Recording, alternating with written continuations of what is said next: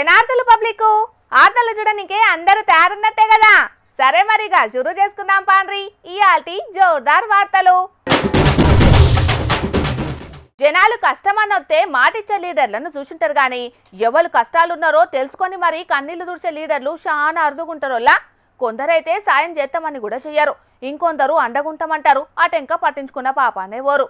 అసొంటి లీడర్లంతా ఒక దిక్కు, మన జగ్గారెడ్డి సారు ఒక దిక్కు. సాయం అంటే చాలు సారు గాయాన్ని కూడా లెక్క చేయడు. ఇప్పుడు మళ్ళేం చేసిండు, ఎవరికేం వరాలు కురిపించిండంటే మొత్తం మీద నువ్వు మీ అమ్మకు మీ నాయనకు నువ్వు దిక్కు హాయిగా నువ్వేనా మీ అమ్మ నాయనని. మీ నాయన 2 కిడ్నీలు ఖరాబ్ అయినాయి, మీ నాయన పని చేయలేడు, మీ అమ్మ బరువు ఎత్తలేదు, మీ అమ్మ పరిస్థితి అట్లా. నీకు చూపు లేకపోయినా నువ్వు ధైర్యంగా ఇట్లున్నావు. ఆడే కాలు ఆడక మానదన్నట్టు జగ్గన్న కాడికి సాయం గోరి జనాలు అత్తనే ఉంటారు. చెయ్యికి ఎముకలేనట్టు సారు సాయం చేసుకుంటూ పోతనే ఉంటాడు. అగ సూత్తారు గదా సారు పక్కపొంటి కూసున్న బుడ్డోని పక్క కూసున్న తల్లిని. పొలగాని పేరు వికాస్ నాయకట. కోయిల లెక్కనే మంచిగా పాటలు వాడే కాలున్నది గాని 2 ఏళ్ల కిందట తండ్రి 2 కిడ్నీలు ఖరాబయ్యేటోళ్లకు అప్పులు చేయాల్సిన పరిస్థితి వచ్చిందట పాపం. అట్లెట్లనో అప్పులు కూడా దండిగానే అయినాయట. అందుకే జగ్గన్న అంతా నీదయ్యే అని తల్లిని ఎంబడి పెట్టుకొని వచ్చి సాయం కోరిండు బుడ్డోడు. మొత్తం వడ్డీలంతా కలుపుకుంటే 7 లక్షలు దాటిందట అప్పు. ఇక జగ్గన్న కాదంటాడా లేదంటాడా, ఇట్లా గోడు చెప్పుకోగానే అట్లా 7.5 లక్షలు చేతిలో పెట్టిండట. ఎంత మంచోడు కదా సారు. చేత్తమని చేయనోళ్ళు అండగుంటామని మర్చిపోయినోళ్ళు ఉంటారు గాని అడగంగానే ఆదుకునుడు అంటే అదొక్క జగ్గన్నతోటే అవుతుందల్లా. ఇక తల్లి కొడుకు కలిసి పైసా సాయం అడిగితే సారు సాయం చేసుడు మాత్రమే కాదు, బుడ్డోని దగ్గర పాటలు వాడే కాలున్నది కాబట్టి ఓ యూట్యూబ్ ఛానల్ పెట్టి అందులో వచ్చిన ఆమ్దాంతోటి అయ్యవలను కడమ ఇంటోళ్లను మంచిగా చూసుకుంటా, కలెక్టర్ను కూడా అయితా జర సహకరించాలే అని కూడా కోరిండు. దానికి కూడా సరేనన్న జగ్గన్న సారు ఇక బుడ్డోంతోటి 2-3 పాటలు కూడా వాడిపించుకొని ఇన్నాడు. నువ్వు చిన్నప్పుడే భగభగమంటే సూర్యుని పంటనుకొని మింగవైనవు బిడ్డ, ఎక్కడ ఏముందో చూసుకుంటా మెదులు బిడ్డ. నా కొడుక అంజన్న పోయిరారా సిన్ని తండ్రి అలంకకు, వైలంగా పోయిరారా అంజన్న, రాముణ్ణి కలుసుకొని నా కొడుక నిండు దీవెనలు పొందిపోరా అంజన్న. ఇగో ఇట్లా రామాయణం మీదనే గాక కొమరెల్లి మల్లన్న, బీరప్ప ఇంకా శాన పౌరాణిక గాథలన్నింటినీ పాటల లెక్కన వాడే టాలెంట్ ఉన్నది బుడ్డోని దగ్గర. బుడ్డోని పాడే తీరు చూసి జగ్గన్న మస్తు తారీఫ్ చేసిండు. ఈ కాంచి తన ఇంట్లో ఏదన్నా కార్యం జరిగితే బుడ్డోన్ని పిలిచి పాటలు వాడిపిస్తారని మాట కూడా ఇచ్చిండు. మంచి ముచ్చటే. నిజామాబాద్ స్నేహ సొసైటీ అందుల బడిలా 5వ తరగతి చదువుతాండట వికాస్ నాయక్. సొంతూరేమో కామారెడ్డి జిల్లా గాంధారి మండలం లోంకా తాండా. 3 ఏళ్లప్పుడే ఆరోగ్యం దెబ్బతిని కంటి సూపు కూడా పోయిందట పాపం. అయినా గాని ఇగో ఎంత సంకల్పం ఉన్నది నుర్రే బుడ్డోని కాడా. నీకు చూపు లేకపోయినా నువ్వు ధైర్యంగా ఇట్లున్నావు అంతేనా? ఇప్పుడు ఏంది నీ ఆలోచన ఏంది చెప్పుగా, ఎట్లా ఎదగాలని నీ ఆలోచన అంతా? సార్ నేను మంచి పాటలు పాడి ఇంకా రాసిన చదివి కలెక్టర్ అయి అమ్మ నాన్నని పెంచాలి, అదే సార్ నా ఉద్దేశం. కలెక్టర్ కావాలని ఉందా నీకు? ఉంది సార్. అన్ని ఉండి కూడా మనసొంటోళ్ళం రందిలం మునుగుతాం. అసొంటిది బుడ్డోని కాడ ఎంత ధైర్యం ఉన్నది. ఇన్నరు కదా అదుల్లా మనిషికి కావాల్సింది. ఇక జగ్గన్న సార్ ఏమన్నాడో అది కూడా ఇనుండ్రి. మన అలవాటు ఏంటంటే ఎవరైనా వచ్చి అడిగితే ఇక ఏదో మొక్కుబడిగా ఏదో మనం ఏదో 50 చేతులు పెట్టి 1 లక్ష చేతులు పొండి అన్నాం కదా, ఇస్తే సమస్య పరిష్కారం చేయాలి. మన లైన్ ఎప్పుడు గట్ల ఉంటుంది. 7.5 లక్షలు ఇస్తున్నాం, ఇక జాగ్రత్తగా. అచ్చా ఇంకోటి, ఇక నీకు ఆ ఫోన్ కూడా ఇప్పించినా కదా, నువ్వు యూట్యూబ్ ఛానల్ సొంతంగా పెట్టుకున్నా ప్లాన్ చేయలేవు. ఇన్నరు కదా అందరి లెక్కన ఉండది జగ్గన్న లైను. సగం సాయం చేసుడు అస్సలే ఉండది. అందుకే ఇప్పుడు ఉమ్మడి మెదక్ జిల్లా అంతటా సారు వరుస పెట్టి చేస్తున్న గీ సాయాల గురించే మాట్లాడుకుంటారట పబ్లిక్. ఏమైనా జగ్గన్న అంటే సాయం, సాయం అంటే జగ్గన్నే పోన్రి. ఆలుమొగలన్నాక కొట్లాడతారు, కలిసుంటారు. ఎప్పటికీ ఒక్క తిరుగుంటారా? అస్సలుకుండారు. సంసారం అన్నాక లొల్లులు అయితేనే ఉంటాయి, పంచాదులు జరుగుతూనే ఉంటాయి. కానీ నడుమ చిన్న లొల్లులకే విడాకుల దాకా పోతుండ్రోలా కొందరైతే. 10-15 ఏళ్ళు కలిసి కాపురం చేసినాక పిల్లగాండ్లు పుట్టినాక కూడా విడాకులు తీసుకుంటారు. ఓ కాడ 2 జంటలు అసొంటి నిర్ణయమే చేసినాయి. కానీ ఆ టెంక కథెట్ల మలుపు తిరిగిందో తెలిస్తే మీరు సుతం సంబరపడతారోల్లో. ఇంతకీ ముచ్చటేందంటే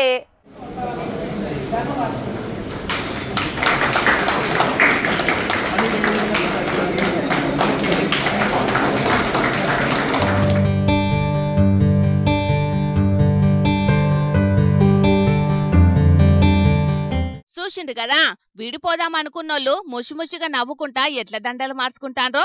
పెద్ద కోర్టు సుప్రీంకోర్టు తెచ్చిన లోక్ అదాలత్ కట్టుకున్న పుణ్యంగిరి. లోక్ అదాలత్ పేరిట పెండింగ్ కేసుల విచారణ జరుగుతాంది కదా.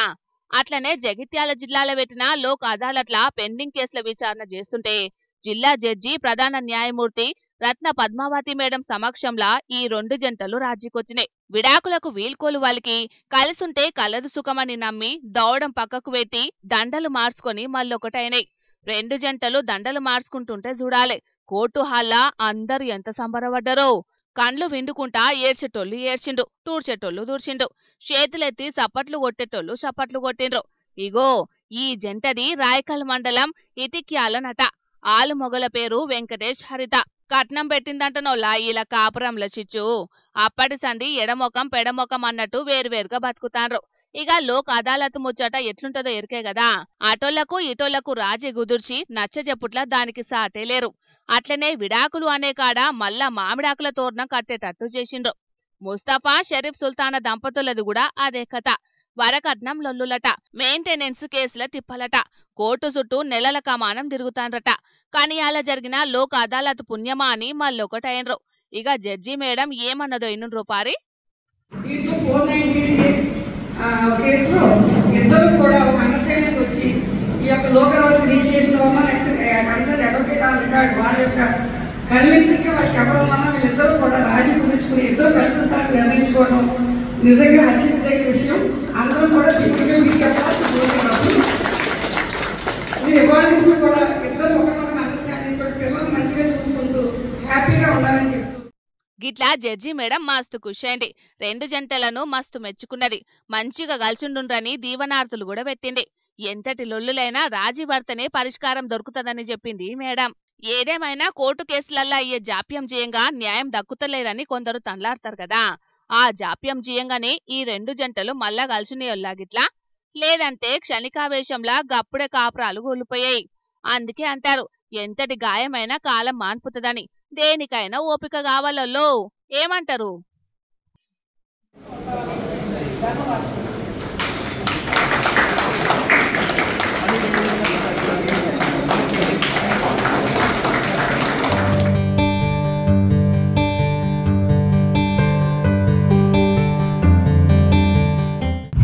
వరంగల్ జిల్లా కాంగ్రెస్ లీడర్ల నర్మ లొల్లి రోజు రోజుకు ముదురుతూనే ఉన్నదొల్లా. నువ్వెంత అంటే నువ్వెంత అన్నట్టు ఎవ్వరు కూడా తగ్గుతూనే లేరు. అధికార పార్టీలో ఉండేటాలకు మంత్రులైనా ఎమ్మెల్యేనమైనా ఎవ్వరమేం తక్కువేం కాదన్నట్టే చేస్తున్నారు. ఇక ఎమ్మెల్యే నాయని రాజేంద్రన్న మాట్లాడిన ఈ మాటలతోని రచ్చ ఇంకింత పెద్దగానే అయ్యేటట్టు కొడుతున్నది. మరి ఆయనేమన్నాడో చూద్దాం పాండ్రి.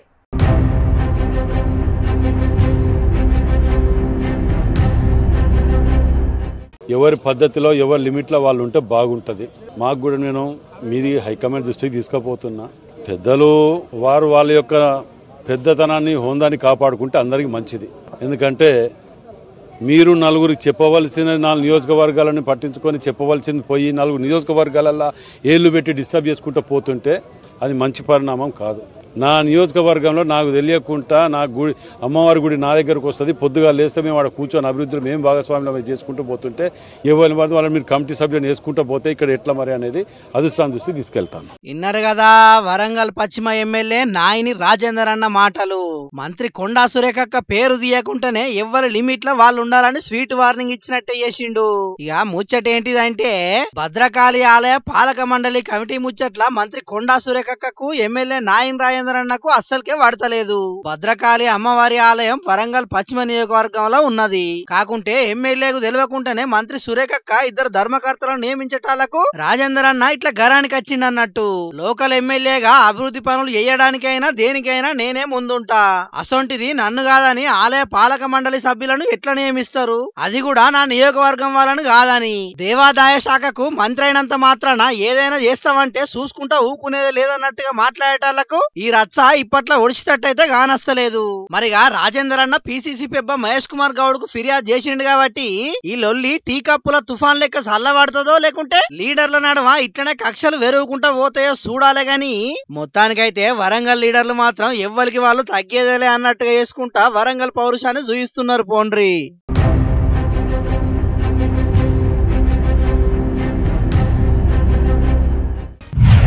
పాపం రైతులది ఏం గోసల్లా, ఒక్కనాడు కాదాయే రెండొద్దులు కాదాయే, ఏండ్లు గడుస్తున్నాయి.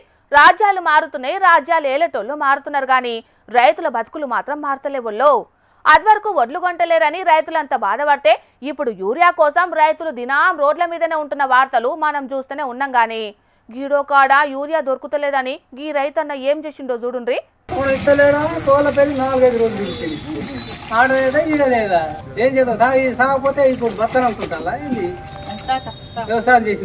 రోజుల కమానం తిరుగుతున్నా యూరియా మాత్రం దొరుకుతలేదని గీ రైతన్న పురుగుల మందు దాగిండోల్లా పాపం. మైబాద్ జిల్లా కొత్తగూడ మండల కేంద్రంలో ఉన్న యూరియా పంపిణీ కేంద్రం కాడ యూరియా కోసం మల్యాల నర్సయ్య అనే రైతన్న పడిగాపులు కాసిండు. ఆయన కూడా యూరియా దొరకకపోయేటాలకు పంట మొత్తం నష్టపోయినాక ఎట్ల బతుకుడు ఏం కథ అని పురుగుల మందు దాగి జీవి తీసుకుందామని చూసిండు. కానీ ఈ ముచ్చట తెలిసిన తోటి రైతులు చికిత్స కోసానికి నర్సంపేట సర్కారు దావకానుకు తీసుకపోతే ముందుగాలే ఇట్లా మందును గక్కిపిచ్చి ఆ టెంక చికిత్స చేసిండ్రు.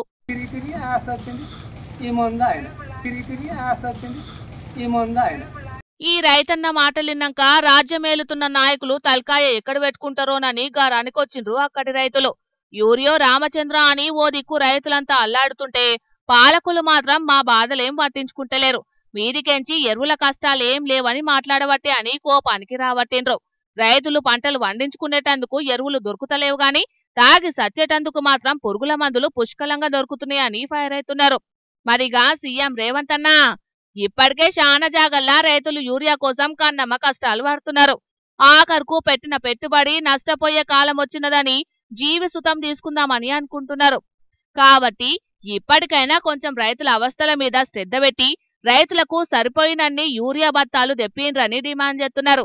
చూడాల మరి సర్కారు ఎరువుల ముచ్చట్ల ఏ తీరుగా ముంగటికి పోతుందో.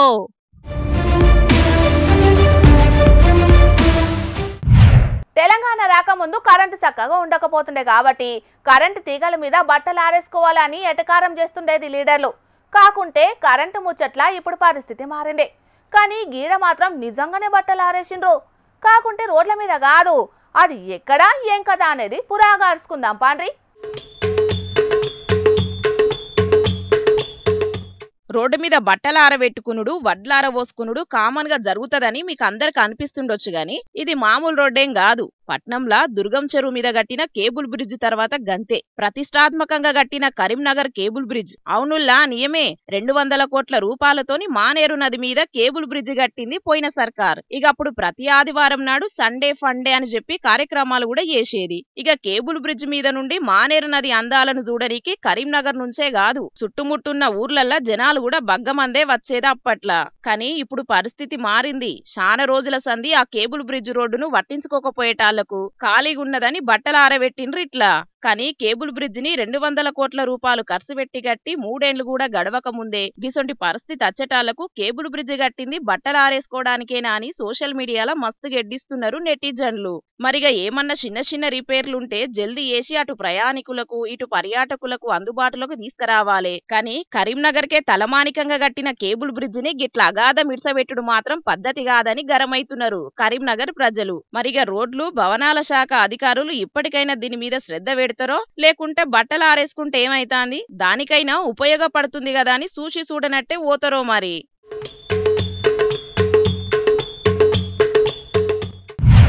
నేను రాను బిడ్డో సర్కారు దావకానకు అని చెప్పుకునే రోజులు మారినాయి.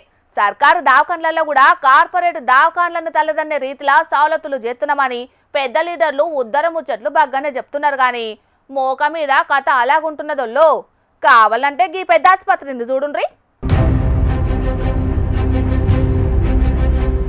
దవాఖాన ముచ్చటని చెప్పి లిఫ్ట్ ను చూయిస్తున్నారేందని అనుకునేరు. ఈ లిఫ్ట్ ఎక్కడిదో కాదు దావకాన్లదే. అది కూడా చిన్నా శితక దావకాన కాదు, ఆదిలాబాద్ జిల్లాలనే పేరు పోయిన రిమ్స్ ఆసుపత్రి. ఇక ఈ దావకానకచ్చిన ఈ ముసలవ్వ మీదంతస్తుకు ఓదామని లిఫ్ట్ ఎక్కిందట.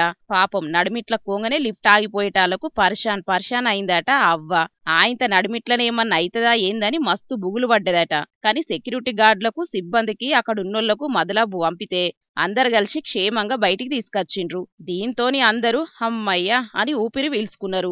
కానీ జర్రసేపు బుగులు పట్టినా మొత్తానికైతే క్షేమంగా బయటికచ్చేటాళ్లకు ఏం కాలేదు గాని లేకుంటే అదే దవాఖాన్ల పేషెంట్ అయ్యి బెడ్ ఎక్కేది పోన్రి. దవాఖాన్ల సక్కగా సౌలతులు లేవు, మందులకు సుతం కొరుతున్నదన్న పేరు ఉన్నది. ఇక ఇప్పుడు లిఫ్ట్ సక్కదనం కూడా సక్కగా లేదంటే అసలుకు హాస్పిటల్ను పెద్ద సాలరు పట్టించుకుంటున్నట్ట లేదా అని గరానికి రావట్టిండ్రు అక్కడికి వచ్చినోళ్ళు. పెద్ద లీడర్లంతా ఉద్దెర మాటలు చెప్పుడు బంద్ పెట్టి ముందుగాల దవాఖాన్ల సౌలతులు చేసుడు మీద శ్రద్ధ పెట్టాలని అంటున్నారు. మరిగా ఆరోగ్యం శాఖ మంత్రి దామోదర రాజనరసింహ సారు మీ ఏలువాడిలా సర్కారు దవాఖాన్ల సక్కదనం ఎట్లున్నదో చూస్తున్నారా? జరి ఇప్పటికైనా మెయింటెనెన్స్ ను మంచిగా చెయ్యండ్రి. పేదలచ్చే పెద్ద ఆసుపత్రులల్లా సౌకర్యాలు పెంచుండ్రని అంటున్నారు పానం మంచిగా లేక దవాఖానకచ్చిన రోగులు.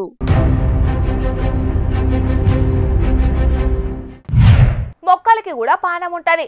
అవి కార్బన్ డయాక్సైడ్ ను పీల్చుకొని ఆక్సిజన్ ను ఇర్చిపెట్టి బతుకుతాయని చిన్నప్పుడు చదువుకున్నాం కదా. అయితే అన్ని మొక్కలు గంతే కాదుల్లో, కొన్ని మొక్కలు మన లెక్కనే మాంసం రుచి కూడా కోరుతాయి. మొక్కలలో కూడా కొన్ని మాంసం భక్షక మొక్కలుంటాయి. చిన్నప్పుడు అది కూడా చదువుకునే ఉంటారు. అగో అసంటియే ఇప్పుడు మన తెలంగాణలో బయటపడ్డాయట. నమ్ముతలేరా? అయితే చలో అట్లా కాగజ్ నగర్ అడవులకు పోయొద్దాం.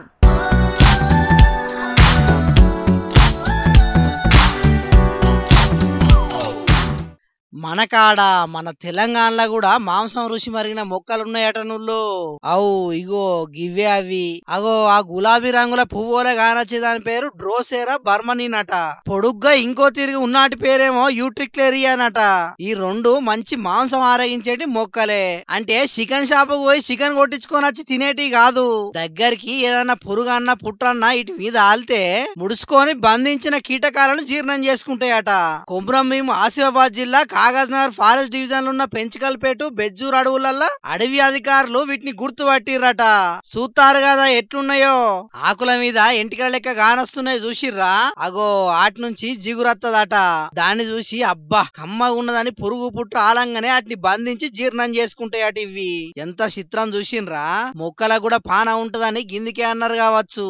ఇసొంటి కీటక భక్షక మొక్కలు మన కాడ కూడా ఉన్నాయంటే చిత్రమే పోన్రి. ఇక ఇసొంటి మొక్కలు మన కాడ కూడా ఉన్నాయని వీటిని గుర్తుపట్టి అడవి అధికారులు ఏమన్నారో ఇనుండ్రి. కాగజ్ నగర్ డివిజన్ పరిధిలోని పెంచికల్పేట రేంజ్ పరిధిలో కీటకాహార మొక్కలను గుర్తించడం జరిగింది. కీటకాహార మొక్కలు ఎక్కువగా నత్రజని తక్కువగా ఉన్న బురద నేలల్లో పెరుగుతాయి. మనకి ఇక్కడ డ్రాసిరా రకానికి సంబంధించిన కీటకాహార మొక్క ఉంది. మనకు పెంచికల్పేట అండ్ బెజ్జూరు ఫారెస్ట్ ఏరియాలో మనకు డ్రాసిరా ఇన్సెక్టివోరియస్ ప్లాంట్ ఉంటుంది. ఇన్సెక్టివోరియస్ ప్లాంట్ అంటే ఏంటంటే మనకు ఏవైతే అవి ఇన్సెక్ట్స్ తీసుకొని దాని దగ్గర ఉన్న నైట్రోజన్ అవి రిలీజ్ చేయడం జరుగుతుంది. అది ఏంటంటే ఆ ప్లాంట్ ప్రత్యేకత ఏంటంటే ఇన్సెక్ట్స్ ని ఫీడింగ్ లాగా తీసుకుంటాయి అన్నట్టు, ఇన్సెక్ట్స్ ని తింటూ ఉంటాయి అన్నట్టు. ఇక ఇవే కాదు, కాగజ్ నగర్ అడవుల్లో ఇప్పటికే రంగురంగుల పుట్టగొడుగులు, తీరొక్క తీర్ల పక్షులు, సీతాకోక చిలుకలు, ఇంకా ఎన్నో అరుదైన మొక్కలు, పువ్వులు ఉన్నాయి. ఇప్పుడు ఇసొంటి మొక్కలు కూడా దర్శనం ఇచ్చేటాళ్లకు ఈ ఏరియా అడవుల గురించి మస్తు గొప్పగా మాట్లాడుకుంటారు అడవులంటే పాయర ఉన్నోళ్ళంతా.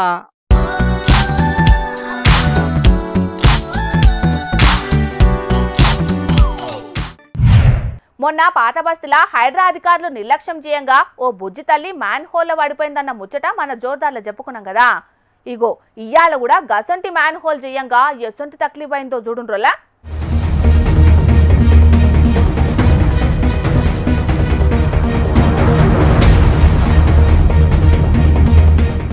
వామ్మో, ఒక్క క్షణం పానమంతా అదిలిపోయినట్టయింది కదా గిది చూడంగానే. పాపం ఆ అన్న ఇంట్లోకెంచి బయటకు వచ్చిన గడియ మంచిగున్నది కాబట్టి ఏం కాలేదు పోన్రి. వర్షాకాలం వరదలు జీయంగా శాన జాగల్లా మ్యాన్ హోల్ తెరుస్తున్నారు కదా, మళ్ళా వీటిని మూసేసుడు మర్చిపోతున్నారు అధికారులు. కనీసం అట్లా మ్యాన్ హోల్ తెరిచిన కాడ ఏమన్నా సూచిక బోర్డులో లేకుంటే రక్షణ కోసం చుట్టుముట్టు బండరాల్లో పెట్టిన తొవ్వంటి పోయే వాహనదారులు చూసుకుంటారు. ఏం లేకుండా ఇట్లా అగాధం ఇచ్చిపెడితే ఇగో గీసొంటి ప్రమాదాలే జరుగుతాయి. కార్లు పెద్ద పెద్ద వాహనాలకైతే ఏం కాదు గాని బండ్ల మీద పోయేటోళ్ల పరిస్థితి మాత్రం గిట్లనే దారుణంగా ఉంటది. పాపం ఈ అన్న నడుపుతున్న బండి మ్యాన్ హోల్ లోపల పడ్డది గాని ఆ అన్న మాత్రం చిన్న చిన్న దెబ్బలతోనే బచాయించిండు. అదే అన్న సుతం లోపలికి పడేదుంటే కథ వేరే తీరుగుండేది. హెల్మెట్లు పెట్టుకోలేదని, బగ్గ స్పీడ్ పోతున్నారని సాటుకు ఉండి మరి ఫోటోలు కొట్టి ఫైన్లేసుడు మీదున్న శ్రద్ధ రోడ్లను చక్కగా చేయుడు మీద, మ్యాన్ హోళ్లను రిపేరింగ్ చేసుడు మీద లేదని గరానికొస్తున్నారు వాహనదారులు. మరిగా అధికారులు ఇసొంటి చూసన్నా సోయి తెచ్చుకొని వాహనదారులకు ఇబ్బందులు లేకుండా చూడాలి. అంతేగాని ఏడాదికోపారి రహదారి భద్రతా వారోత్సవాలను చేసి మామ అనిపించుడు కాదు. ఏడాది పొడుగుతా కూడా రక్షణ చర్యలు చేపట్టాలి. అట్లనే నిర్లక్ష్యంగా ఉండి ప్రజల ప్రాణాలతోని చెలగాటమాడుతున్న అధికారుల మీద కఠిన చర్యలు కూడా తీసుకోవాలి అని డిమాండ్ చేస్తున్నారు వాహనదారులు.